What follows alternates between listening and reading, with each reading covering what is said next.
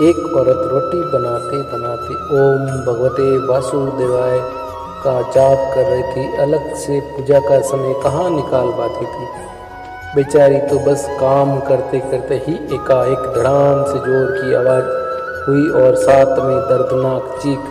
कलेजा धक से रह गया। जब आंगन में दौड़ कर झांकी तो 8 साल का बेटा चिन्नू चित्त पड़ा था, खून से लथपथ मन हुआ, दहाड़ मार कर रोए, परंतु घर में उसके अलावा कोई था ही नहीं।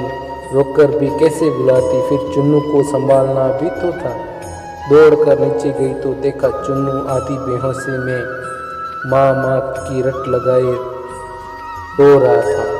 अंदर की ममता ने आंखों में से निकलकर अपनी मौजूदगी का एहसास करवाया। फिर 10 दिन पहले ही सिर का ऑपरेशन करवाने के बावजूद न जाने कहां से इतनी शक्ति आ गई कि चुन्नू को गोद में उठाकर पड़ोस के नर्सिंग होम की ओर दौड़ी।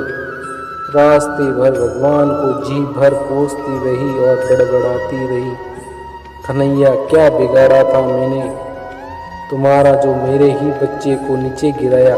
खैर डॉक्टर साहब मिल गए और समय पर इलाज होने पर चुन्नू बिल्कुल ठीक हो गया। चोटें गहरी नहीं थी, ऊपरी घाव थे, तो कोई ज़्यादा परेशानी नहीं हुई। रात को जब सब टीवी देख रहे थे तब उस औरत का मन बेचैन था, भगवान से विरक्त होने लगी थी। एक माँ की ममता प्रभु सता चुनौती दे रही थी। उसके दिमाग में दिन की सारी घटना चलचित्र की चलने लगी। कैसे चिन्नू आंगन में गिरा कि एकाएक उसकी आत्मा सीज उठी। कल ही तो पुराने चापाकल का पाइप का टुकड़ा आंगन से हटवाया था, ठीक उसी जगह जहां चिंटू गिरा पड़ा था। अगर कल मिस्त्री न आया होता तो उसका हाथ अब अपने पेट की तरफ गया जहां टाँके अभी हरे ही थे। ऑपरेशन के बावजूद आश्चर्य हुआ कि उसने 20-22 किलो के चुन्नू को उठाया कैसे वो आधा किलोमीटर तक दौड़ती चली गई। फूल सा हल्का सा लग रहा था चुन्नू। वैसे तो कपड़े की बाल्टी तक छत पर नहीं ले जा पाती, फिर भी उसे ख्याल आया कि डॉक्टर साहब तो 2 बजे तक ही रहते हैं। और जब वो पहुंची तो 3:30 बज चुके थे। उसके जाते ही इलाज हुआ, मानो किसी ने उन्हें रोक कर रखा था। उसका सारा प्रभु चरणों में श्रद्धा से झुक गया। अब वो सारा खेल समझ चुकी थी। मन ही मन प्रभु से अपने शब्दों के लिए क्षमा मांग रही थी।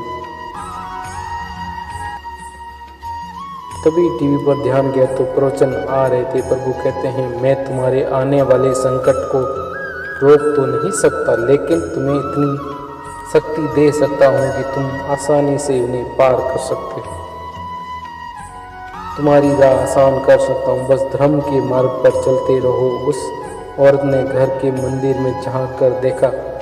कन्हैया मुस्कुरा रहे थे। हम बहुत बार संकट पर समय या खुशी के पल में ईश्वर की कृपा तत्क्षण समझ नहीं पाते, पर बाद में एहसास हो ही जाता है। सिर्फ ईश्वर की ही कृपा थी। ऐसे वक्त श्रद्धा, आस्था और धैर्य बनाए रखा जाना चाहिए।